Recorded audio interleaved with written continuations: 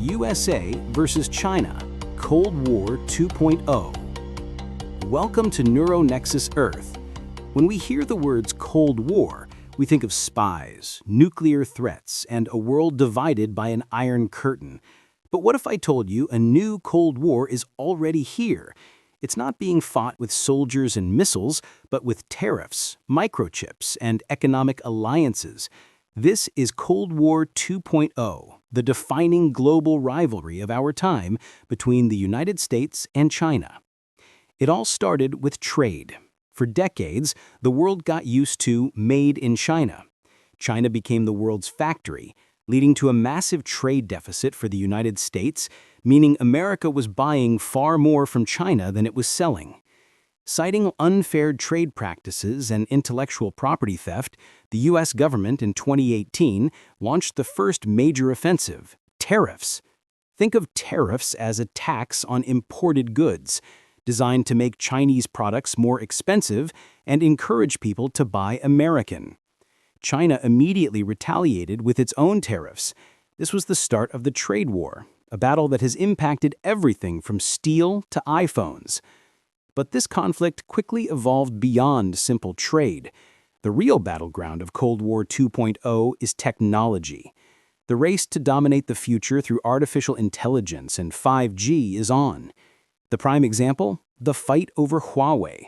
The U.S. sees the Chinese tech giant as a national security risk, fearing its 5G equipment could be used for espionage.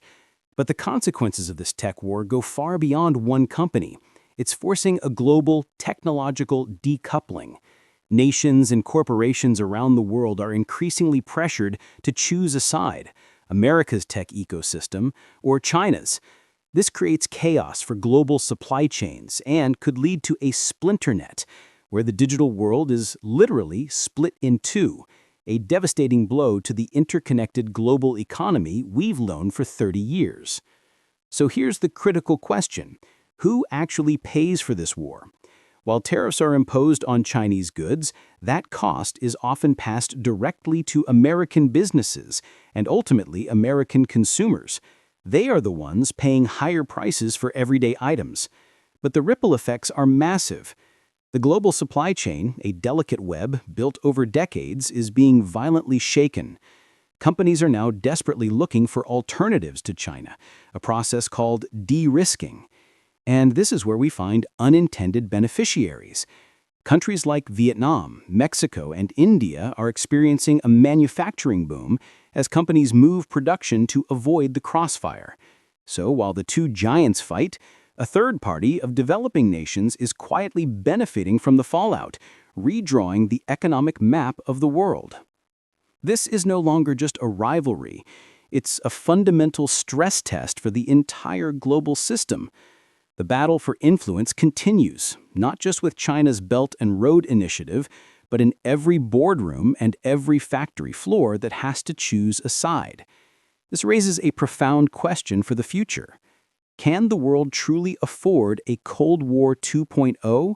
A prolonged conflict risks a global economic slowdown, stalls progress on shared challenges like climate change, and creates a more unstable, unpredictable world for everyone.